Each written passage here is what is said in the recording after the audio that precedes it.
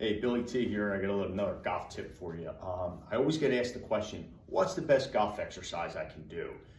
And the thing is, it's not a one size fits all answer. It truly is based on what your limitations and weaknesses are. That's why it's so important to get an assessment first by a TPI professional such as myself.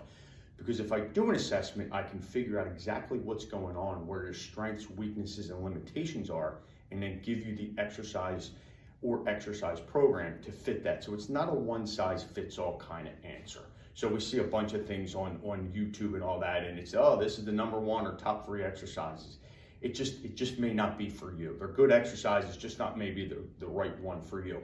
But one thing I do notice is that there are actually 2 things that you probably can work on that will help. And the reason I say this is because most golfers present with some kind of back pain. And I could have 10 golfers in front of me and have 10 different reasons why they have back pain. But one of the most important things to back pain is core strength and pelvic position. What I mean by that is we sit all day, our core gets weak, our hip flexors get tight because we're in that seated posture. What happens is the pelvis will actually start to tilt this way. When the pelvis tilts that way, it puts a lot of pressure in the lumbar spine.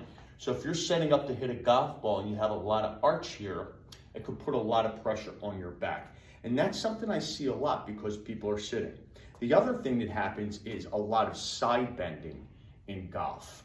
Well, the spine doesn't love to side bend. And if we have a lot of side bend in the golf swing, we could get back pain.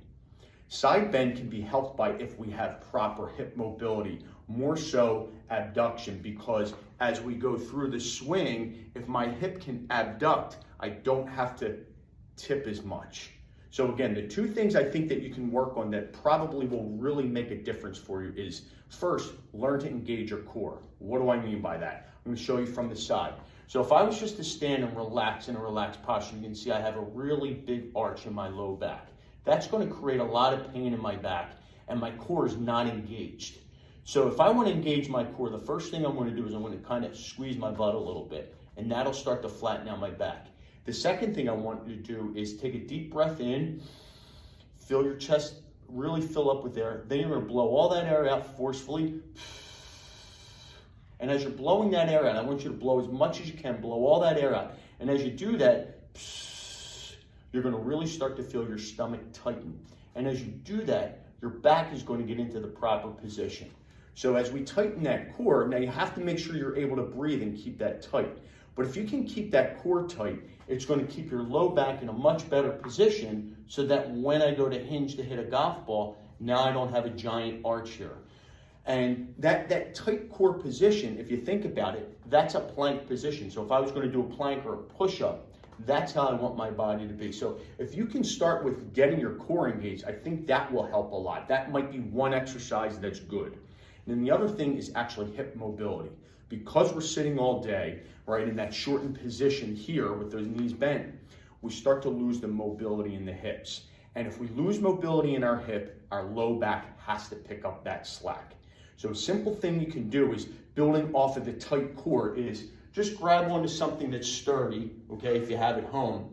And what I want you to do is take a deep breath, let all the air out, and really tighten your core. Now I want you to keep that braced, and you can kind of grab hold of something so you don't fall over. Now by keeping that core tight, what I want you to do is I'm going to have you pick your knee up, you're going to open it to the side, you're going to try to turn your knee down, heel up, go back into extension all the way around, back to the front. I'm still keeping my core tight, I'm keeping my spine straight. Then I'm going to go backward, up and around. Now as I do this, I'm trying to use my hip joint. I'm trying not to lean and use a lot of my back. So as you do this, you may feel that your leg only gets this high and you can only go this much.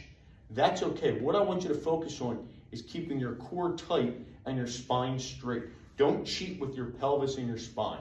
Those are 2 things that I think can really help. Are they the best? They may not be. They may work for you, they may not. Again, it just depends on your limitations and weakness. But I think that's a real good place to start.